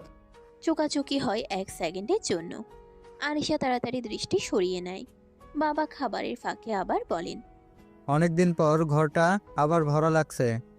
ঈশান সম্মতি সুরে বলে। আমারও তাই মনে হচ্ছে আঙ্কেল। টেবিল জুড়ে স্বাভাবিক কথাবার্তা চলতে থাকে, কিন্তু আরিশা জানে এই স্বাভাবিকতার নিচে জমে আছে বহু না বলা প্রশ্ন। খাবার শেষে ঈশান গ্লাসটা নামিয়ে ধীরে উঠে দাঁড়ায়। কণ্ঠটা ভদ্র, কিন্তু ভেতরে অদ্ভুত টান। তাহলে আমি চলে যাই আজ? আজ না বাবা, তুমি জামাই মানুষ, আজ তো যেতে পারবে না। আঙ্কেল, এমনিতেই হঠাৎ আসা। এসব কথা চলবে না। জামাই শ্বশুরবাড়ির এলে নিয়ম আছে। আটকে রাখছো কেন বাবা? কারণ জামাই শ্বশুরবাড়ি থেকে রাতে যায় না। কথাটা শেষ হতেই ঘরে এক মুহূর্ত নীরবতা নেমে আসে। মায়ের মুখে চাপা হাসি। ঈশান অবাক, তারপর ধীরে হাসে। আরিশার গা লাল হয়ে ওঠে। চোখ নামিয়ে নেয়, আর একটাও কথা না বলে দ্রুত রুমের দিকে চলে যায়। পেছন থেকে মায়ের গলা। লজ্জা পেয়েছে মনে হয়। থাক, যাক, তুমি বসো বাবা, আজ এখানেই থাকবে। আচ্ছা আঙ্কেল। অন্যদিকে রুমে ঢুকে দরজা চাপিয়ে দেয় আরিশা। বুক ধরফর করছে, নিজের সাথে বিড়বিড় করে। এখন কি করে দূরে থাকবো? ঈশান ধীরে এসে রুমের দরজাটা বন্ধ করে দেয়। ক্লিক শব্দটা কানে যেতেই আরিশার বুক কেঁপে ওঠে। কাছে আসবে না ঈশান। ঈশান এক পা এগিয়ে আসে। চোখে ক্লান্তি, কিন্তু তার চেয়েও বেশি জমে থাকা আকাঙ্ক্ষা। এতদিন পরে বউকে কাছে পেয়েছি, আদর না করে ছেড়ে দেবো, এটা কি সম্ভব? এসব বন্ধ করো, এখন না। ঈশান কিছু না বলে ধীরে ঝুঁকে আসে। ঠোঁটে ঠোঁট ডুবিয়ে কিস করতে লাগলো। আরিশার নিঃশ্বাস এলোমেলো হয়ে যায়। ঈশান, শুধু অনুভব করতে দিন, আর কিছু চাইছি না। সে আলতো করে আরিশাকে তুলে নেয়। কোনো তাড়া নেই, কোনো জোর নেই, শুধু বহুদিন জমে থাকা অধিকার আর টান। বিছানায় নামিয়ে দিয়ে ঈশান থেমে যায়। চোখে চোখ রেখে বলে। ভয় পাচ্ছেন? জানি না, সবকিছু হঠাৎ খুব বেশি হয়ে যাচ্ছে। আমরা ধীরে চলবো, কিন্তু আজ আপনি আমাকে দূরে ঠেলবেন না। ঈশানকে দু হাতে ঠেকিয়ে আরিশা শ্বাস টেনে নেয়। ঈশান আবার কাছে টেনে নেয় আরিশাকে। প্লিজ ঈশান, জোর করবে না, আমার সময় লাগবে। 1 বছর দূরে থেকেও কিসের সময় লাগবে আপনার? সব অনুভূতি একসাথে আসে না। ঈশান গলার স্বরটা নরম করার চেষ্টা করে, কিন্তু ভেতরের অস্থিরতা চাপা থাকে না। আমি আর সময় দিতে পারবো না আরিশা। কথাটা বলেই সে ধীরে ঝুঁকে আসে। আরিশা কিছু বলার আগেই ঠোঁটে আলতো ছোঁয়া। আরিশার নিঃশ্বাস কেঁপে ওঠে। ঠিক তখনই ট্রিং ট্রিং, রুমের নীরবতা ছিঁড়ে ফোন বেজে ওঠে। আরিশা চমকে উঠে ঈশানকে ঠেলে দূরে সরায়। চোখে ফিরে আসে কর্তব্যের কঠোরতা। ফোন স্ক্রিনে ভেসে ওঠে থানা। হ্যালো। ম্যাডাম, নতুন কেস এসেছে, এখনই দরকার। ঠিক আছে, আমি আসছি। কল কেটে যায়। ঘরের বাতাস হঠাৎ বদলে যায়। আরিশা ঈশানের দিকে তাকায়। দেখছো, আমার জীবনটা এমনই। তাই তো বলি আমি আপনাকে ভাগ করে নিতে শিখছি। আজ কথা এখানেই থাক।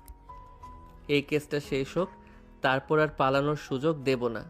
আরিশা কিছু বলে না, শুধু দরজার দিকে এগিয়ে যায়। রাত আবার দায়িত্বের নামে দুজনকে আলাদা করে দেয়, কিন্তু অসমাপ্ত টানটা আরও গভীর হয়ে থাকে। আরিশা দ্রুত শালটা কাঁধে তুলে নিতে যায়। ঠিক তখনই ঈশান দৃঢ় গলায় বলে ওঠে, আমিও যাব সাথে। এটা আমার ডিউটি ঈশান। এত রাতে আপনাকে একা ছাড়বো না। আমি সব সময় একাই যাই, আজ নতুন কিছু না। আপনি যান একা ঠিকই, কিন্তু আমি কখনো একা যেতে দেইনি। এসব কি বলছো? সব সময় আপনাকে দেখে রাখি আমি, আপনি নিজেও জানেন না। আরিশা এক মুহূর্ত নিঃশব্দ। বুকের ভিতর অদ্ভুত একটা শীতল স্রোত বয়ে যায়। তুমি আমাকে ফলো করো? ফলো না, খেয়াল রাখি। আরিশা কিছু বলতে গিয়েও থেমে যায়। এই প্রথম ঈশানের চোখে সে শুধু দুষ্টুমি নয়, দেখে দায়িত্ব, ভয় আর ভালোবাসার অদ্ভুত মিশেল। এটা ঠিক না। ঠিক ভুল জানি না, শুধু জানি আপনাকে নিয়ে আমি অযত্ন করতে পারি না। বাইরে পুলিশের গাড়ির সাইরেনের ক্ষীণ শব্দ ভেসে আসে। সময় ফুরিয়ে আসছে। আরিশা একবার গভীরভাবে তাকায় ঈশানের দিকে। ঠিক আছে, কিন্তু সীমা বুঝে চলবে। সীমা তো আপনি ঠিক করে দেবেন ম্যাডাম। দুজন পাশাপাশি দরজার দিকে এগিয়ে যায়, একজন দায়িত্বের টানে, আরেকজন অদৃশ্য পাহারাদারের মতো। আরিশা ধীরে ধীরে নিচের সিঁড়ি নামতে থাকে। ঈশান তার পাশে ধীরে ধীরে এগিয়ে আসে।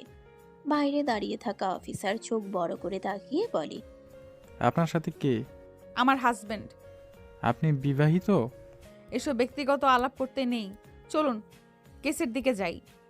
ঈশান চুপচাপ তার পাশে দাঁড়িয়ে আছে। দূরের হালকা আলো তাদের ভ্রাতৃত্বপূর্ণ পেশাদারিত্ব আর ব্যক্তিগত টানাপোড়েন একসাথে ফুটিয়ে তোলে।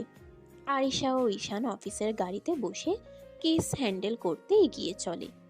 রাতের হালকা বাতাস মুখে লাগে, কিন্তু দুজনের মনে মনে টান আর দায়িত্বের ছাপ একসাথে থাকে। আজকের কেসটা একটু জটিল, সবার সতর্ক থাকতে হবে। চিন্তা করবেন না ম্যাডাম, আমি আপনার পাশে আছি। আরিশা চুপচাপ তাকিয়ে থাকে। ঈশানের উপস্থিতি তার মনকে কিছুটা নিশ্চিন্ত করে। কেসের স্থানে পৌঁছে তারা সকলে সতর্কভাবে কাজ শুরু করে। দৃশ্যটা জটিল, রিপোর্টার প্রমাণের খোঁজ, অফিসারের নির্দেশনা মেনে চলা, সব মিলিয়ে একটা কঠিন রাত। কাজের মধ্যে মাঝে মাঝে ঈশান আর আরিশার চোখ মিলতে থাকে। একটু অবসর হলেও দুজনের মধ্যে অদ্ভুত টান স্পষ্ট। কেস শেষ, সব ঠিকঠাক হয়েছে। হ্যাঁ, ঝামেলা শেষ হলো। গাড়ি বাড়িয়ে দোরগোড়ায় পৌঁছালে দুজন চুপচাপ বসে থাকে। তারপর নেমে দুজনেই ঘরে চলে যায়। ঈশান রুমের দরজা ধীরে বন্ধ করে দেয়। আরিশা সোফায় বসে ক্লান্ত চোখে তাকিয়ে থাকে। প্লিজ ঈশান, আমি ক্লান্ত, কাছে আসবে না। ঈশান তার পাশে এসে দাঁড়িয়ে, চোখের নরম আলোর মতো উষ্ণতা। ঈশান আলতো স্পর্শ করে গলায় মুখ ডুবিয়ে বলে, সব ক্লান্তি দূর করে দেব সোনা, একটু আদর করতে দাও। আরিশা কিছু বলার আগে ঈশান আবার ঠোঁটে ঠোঁট ডুবিয়ে কিস করতে লাগলো। ধীরে ধীরে কোমল ভাবে, যেন সব ক্লান্তি ভেঙে যাবে। আরিশা চোখ বন্ধ করে রাখে। ভেতরে বুঝতে পারছে আজ ঈশান থামবে না। চোখে কিছুটা ভীতি, কিছুটা আকাঙ্ক্ষা। হাতগুলো অচেতন ভাবে ঈশানের কাঁধে পড়ে। মনের ভেতর ঘুরছে, এই ধরনের ঘনিষ্ঠতা তার কাছে নতুন, কিন্তু এক অদ্ভুত সুরের মতো টানে।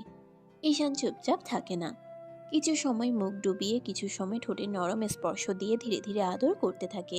আরিশা আর কিছু বলে না, শুধু অনুভব করে, অবস্থা বুঝতে চেষ্টা করে, আর ভেতরে ছোট্ট হাহাকার বয়। ঈশান আস্তে আস্তে গলায় কিস করতে করতে নিচে নেমে যায়। আরিশা ঈশানের চুল খামচে ধরল। ঈশান এক ঝটকায় কোলে করে বিছানায় শুয়ে দিয়ে আদর করতে লাগলো সারা শরীরে। সারা রাত চলতে থাকলো আদর। সকালবেলা আরিশা ডাকছে। সকালের হালকা আলো রুমে ঢুকতে আরিশার ঘুম ভাঙল। ছাড়ো ঈশান, ডিউটিতে যাব, সময় কম। না সোনা, আরও একটু থাকো। না, সময় নাই, সরো ঈশান। ঈশান কিছুক্ষণ চুপচাপ তাকিয়ে থাকে। ভেতরের আকুলতা চোখে স্পষ্ট, কিন্তু আরিশা দৃঢ়তা দেখে ধীরে ধীরে সরে যায়। ঠিক আছে, এখন সরছি, পরে কিন্তু সরবো না। আরিশা মাথা নেড়ে সম্মতি জানালো। আরিশা ফ্রেশ হয়ে রেডি হলো। ঈশান ধীরে ধীরে রুমের পাশে দাঁড়িয়ে শেষবার চোখে চোখ রেখে বলল, ভালো থাকো, আমি তোমার জন্য অপেক্ষা করব। আরিশা ব্যাগটা তুলে ডিউটির জন্য বেরিয়ে চলে। আরিশা সিঁড়ি নামতেই মা বসে তাকিয়ে বললেন, ডিউটি আছে মা।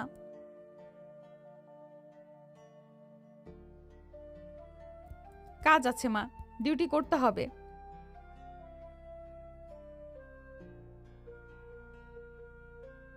আরিশা কিছুক্ষণ চুপ করে দাঁড়ালো। মায়ের চোখে স্নেহ আর ঈশানের জন্য অপেক্ষা একসাথে ফুটে উঠেছে। অবশেষে আরিশা মন থেকে মাথা নেড়ে সম্মতি জানালো। আচ্ছা মা, আজ থাকবো। আরিশা রুমে ধীরে ফিরে আসে।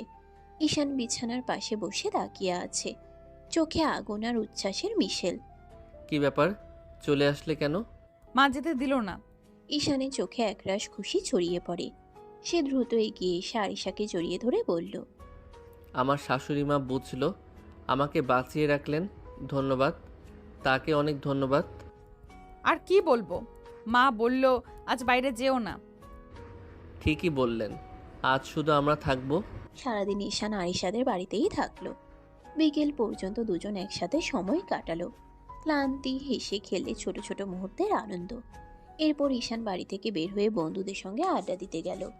বন্ধুরা চোখ বড় করে তাকিয়ে বলল, কই ছিলি রে আজ? বউয়ের কাছে ছিলাম। মজা করিস নাকি? মজা কোন দুঃখে করব, এটা সত্যি। তুই তো বিয়ে করিস নাই রে, বলিস নাই কেন? আরও 1 বছর আগে করেছি। বলিস নাই কেন?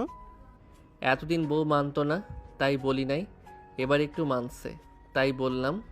বন্ধুরা অবাক হয়ে একবার চুপ করে থাকে। তারপর সবাই হেসে ওঠে। ঈশানের চোখে হালকা উষ্ণতা আর খুশি। রাতের নীরবতায় ঈশান বাড়ির বাগানে ঢুকতেই মায়ের কণ্ঠ ভেসে আসে। মা বসেছিলেন, ছেলের মুখের দিকে তাকিয়ে বুঝে নেন আজ কিছু একটা বদলেছে। কি রে ঈশান, আরিশা কি তোকে মেনেছে? ঈশান জুতা খুলতে খুলতে হালকা হাসে, চোখে ক্লান্তি কিন্তু তার চেয়েও বেশি আশা। পুরোপুরি না, তবে কিছুটা মেনেছে। তাহলে হলো, একদিন কি সব হয় নাকি? এবার বাড়ি আনার ব্যবস্থা কর। দেখি মা, কথা বলে দেখি সে কি বলে। ধৈর্য ধরিস, ও শক্ত মেয়ে, কিন্তু মনটা খারাপ না। ঈশান মাথা নেড়ে সম্মতি জানায়। মনের ভিতর আরিশার মুখটা ভেসে ওঠে, রাগী চোখ, কঠিন কথা আর তার আড়ালে লুকিয়ে থাকা দ্বিধা। একদিন ঠিকই মানবে, পুরোপুরি। রাত আরো গভীর হয়, কিন্তু ঈশানের চোখে ঘুম নেই। সেখানে শুধু অপেক্ষা আর ভবিষ্যতের স্বপ্ন। পরের দিন সকালটা ঈশানের জন্য অদ্ভুত রকমের টান টান। মনটা ঠিকমতো স্থির হচ্ছিল না। তবুও নিজেকে সামলে থানার সামনে এসে দাঁড়ায় সে। থানার গেটের ভেতরে ঢুকতেই চারপাশে চেনা গম্ভীর পরিবেশ, ইউনিফর্ম করা কণ্ঠ, দ্রুত পায়ের শব্দ। ঈশান গেটের পাশে দাঁড়িয়ে থাকা কনস্টেবলটার দিকে এগিয়ে যায়। ভাই, একটু আরিশা ম্যামকে ডাকবেন। কনস্টেবল ঈশানের দিকে সন্দেহ ভরা চোখে তাকায়, উপর নিচে একবার ভালো করে দেখে নেয়। আপনি কে? ওনার হাজবেন্ড। কি বলেন? আরিশা ম্যাম তো কখনো। জানি, কিন্তু কথাটা সত্যি। কনস্টেবল আর কিছু না বলে ভেতরের দিকে চলে যায়। কিছুক্ষণ পর থানার ভেতর থেকে পরিচিত শক্ত পায়ের শব্দ শোনা যায়। আরিশা বেরিয়ে আসে, ইউনিফর্মে গাম্ভীর্য, চোখে চিরচেনা কঠোরতা। চোখে পড়তেই ঈশানকে দেখে থমকে যায় সে। তুমি এখানে কেন? তোমার সাথে কথা বলতে এসেছি। থানা কোনো গল্প করার জায়গা না ঈশান। জানি, তাই তো বাইরে দাঁড়িয়ে আছি। এক মুহূর্ত চুপচাপ।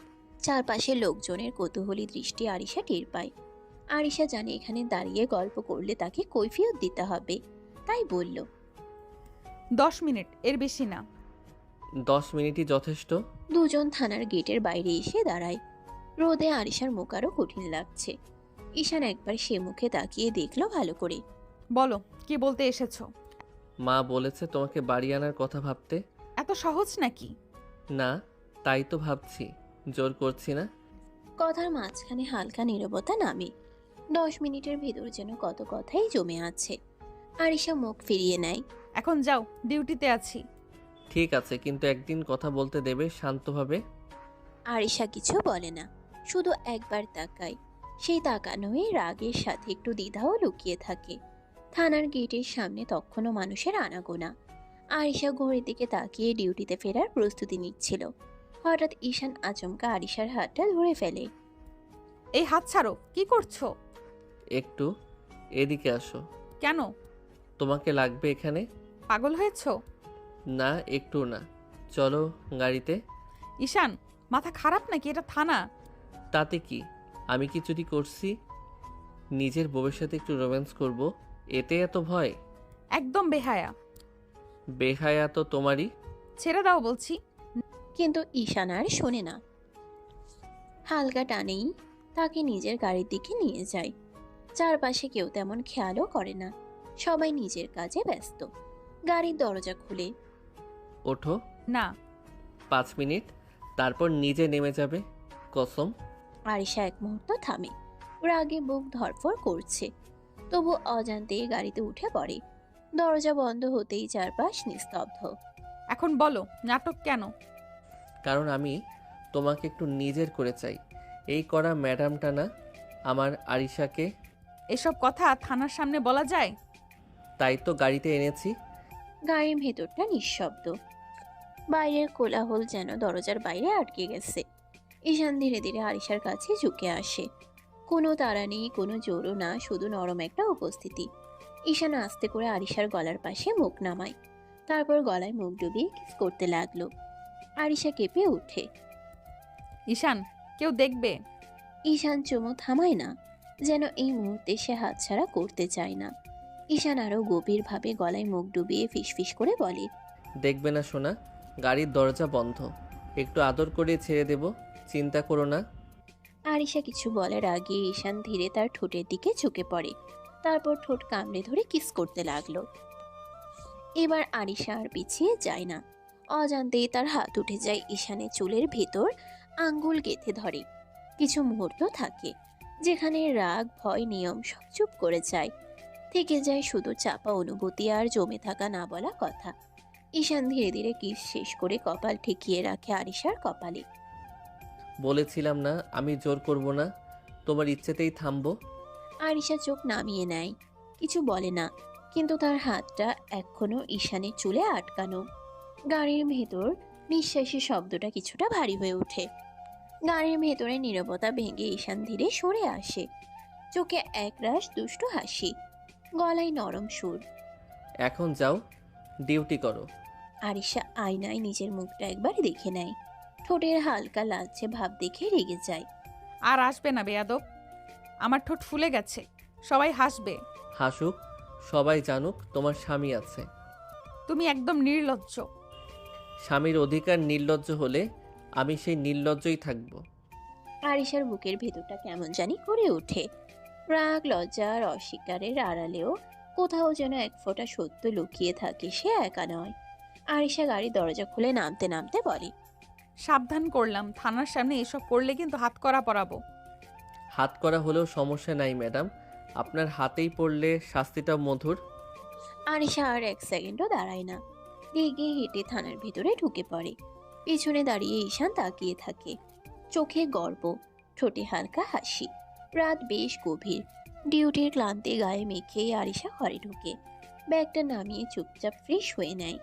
আয়নায় নিজের মুখটা একবার দেখে নেয়, চোখে ক্লান্তি, ভেতরে অদ্ভুত এক অস্থিরতা। নিচে নামতেই রান্নাঘর থেকে মায়ের ডাক। আরিশা আর কথা বাড়ায় না, চুপচাপ বসে ভাত নেয়। কয়েক লোকমা খাওয়ার পর মা পাশের চেয়ারে বসে তাকিয়ে থাকে। ও কেন প্রতিদিন আসবে মা?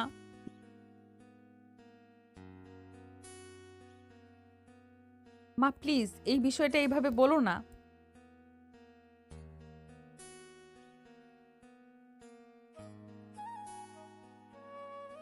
আরিশা জবাব দিতে যাবে, ঠিক তখনই টিং টং কলিং বেলের শব্দে ঘরের ভেতরটা কেঁপে ওঠে। মা উঠে দাঁড়ায়। মা দরজার দিকে এগিয়ে যায়। গেট খুলতেই সামনের আলোয় একটা পরিচিত মুখ।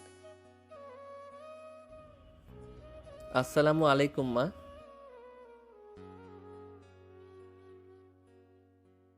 দেরি হয়ে গেছে জানি, ভাবলাম একবার দেখে যাই।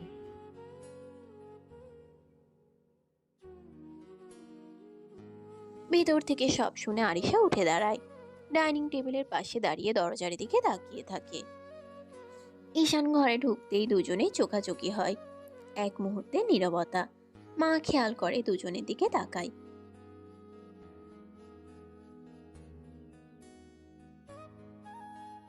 আমি খেয়ে ফেলেছি। সমস্যা নাই মা, আমি একটু বসেই যাব।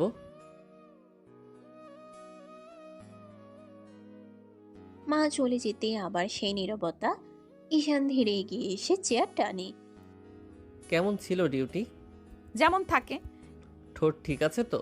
একদম কথা বাড়াবে না। ঘরের ভেতর বাতাসটা হঠাৎই ভারী হয়ে আসে। আরিশা হাত গুটিয়ে দাঁড়িয়ে থাকে, চোখে বিরক্তি আর ঠোঁটে জমে থাকা অভিযোগ। কেন এসেছো আবার? ঈশান ধীরে হেসে তাকায়। সে হাসিতে দুষ্টুমি আছে, আবার অধিকারও।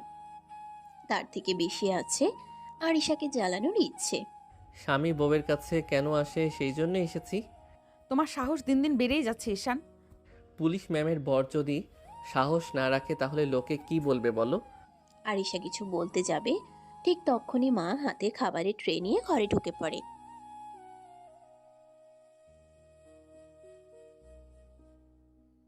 ধন্যবাদ মা, আপনি না থাকলে আমার পেটই চলতো না। যে বউ আমার।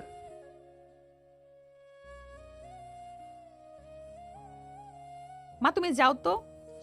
মা বুঝে যায় আর কিছু বলে না, চুপচাপ বেরিয়ে যায়। ঈশান বসে বসে খেতে থাকে। আরিশা জানালার পাশে দাঁড়িয়ে বাইরে তাকিয়ে থাকে, কিন্তু কানটা ঠিকই ওর দিকেই। খাওয়া শেষ করে ঈশান হাত ধুয়ে উঠে দাঁড়ায়। আমি একটু রুমে যাই। কে বলেছে আমার রুমে যেতে? এই বাড়িতে আমার বউয়ের একটা রুম আছে, আমি সেখানেই যাব। আরিশা কিছু বলার আগে ঈশান হেঁটে তার রুমের দিকে চলে যায়।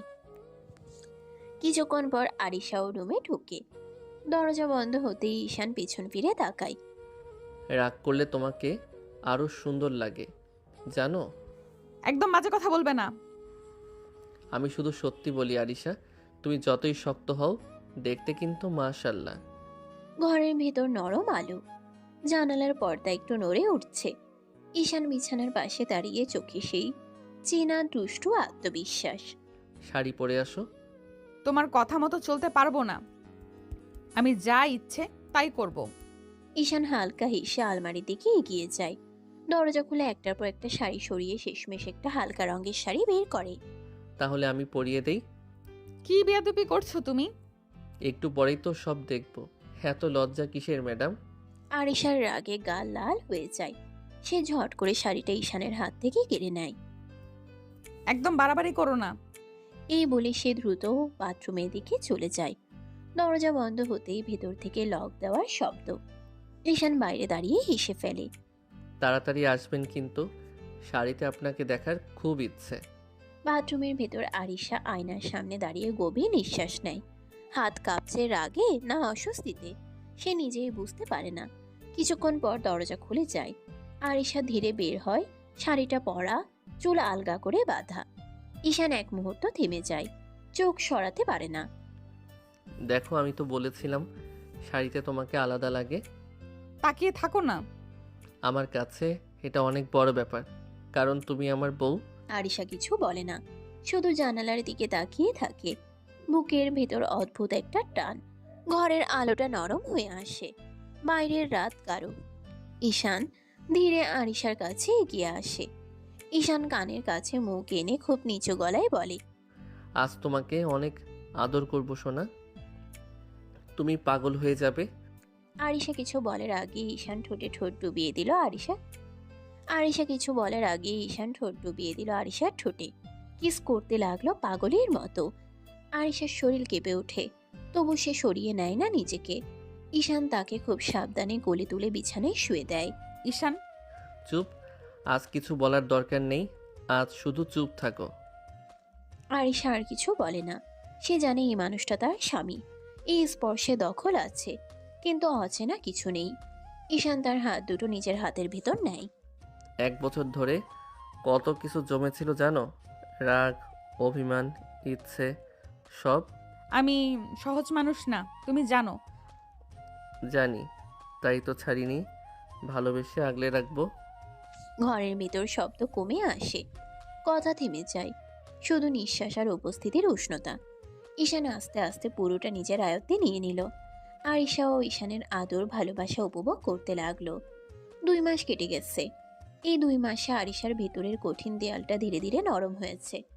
রাগী পুলিশ ম্যাডামের চোখে এখন আর ঈশানের জন্য শুধু বিরক্তি নেই, আছে বিশ্বাস, অভ্যাস আর নিঃশব্দ ভালোবাসা। আজ নতুন করে অনুষ্ঠান হয়েছে, সব নিয়ম মেনে সবার সামনে আবার বিয়ে হয়েছে তাদের। ঈশানদের বাড়ির বাসর ঘরটা নরম আলোয় ভরা, ফুলের গন্ধে নতুন শুরু করার উত্তেজনায় ঘরটা যেন আরো উষ্ণ। আরিশা বিছানার পাশে বসে আছে, শাড়ির আঁচল ঠিক করতে করতেই একবার আয়নায় তাকায়। নিজেকে চিনতে কষ্ট হয়, এই মেয়েটা কি সত্যি সেই রাগী আরিশা? দরজা খুলে ঈশান ঢোকে, চোখে হাসি, মুখে সেই চেনা দুষ্টুমি। ঈশান হালকা হাসি দিয়ে বলে, কি ম্যাডাম, শেষ পর্যন্ত আমার বেডরুমে এলেন তো? আর কি উপায় আছে? এইভাবে বেহায়ার মতো ঘুরছো, না এলে উপায় রাখুনি। ঈশান ধীরে কাছে আসে, তার চোখে আজ কোনো জেদ নেই, শুধু গভীর ভালোবাসা। বেহায়া না ম্যাডাম, এটার নাম ভালোবাসা। আরিশা আর কিছু বলে না। এই মানুষটার কথায় এখন আর রাগ জাগে না, বরং একরকম শান্তি। ঈশান খুব আলতো করে তার গলায় হাত রাখে, কপালে ঠোঁট ছুঁয়ে দেয়। আরিশা চোখ বন্ধ করে ফেলে। এই স্পর্শ এখন আর অচেনা নয়। ঈশান তাকে ধীরে কোলে তুলে নেয়, বিছানায় বসিয়ে পাশে বসে। জানো, এখন আর তুমি শুধু পুলিশ ম্যাডাম না, তাহলে কি? আমার ঘর, আমার শান্তি। আরিশা প্রথমবার নিজে থেকে ঈশানের কাঁধে মাথা রাখে। কোনো বাধা নেই, কোনো ভয় নেই। ঈশান ধীরে ধীরে আরিশাকে শুয়ে দিয়ে কিস করতে লাগলো। আরিশাও বাধা দিল না। ঈশান এক হাত দিয়ে আরিশার শাড়ির আঁচল ফেলে দিয়ে বুকে মুখ ডুবিয়ে কিস করতে লাগলো। আরিশা ও ঈশানের স্পর্শে বেসামাল হয়ে গেছে। আস্তে আস্তে দুজন ভালোবাসার গভীর সাগরে ডুব দিল। সমাপ্ত।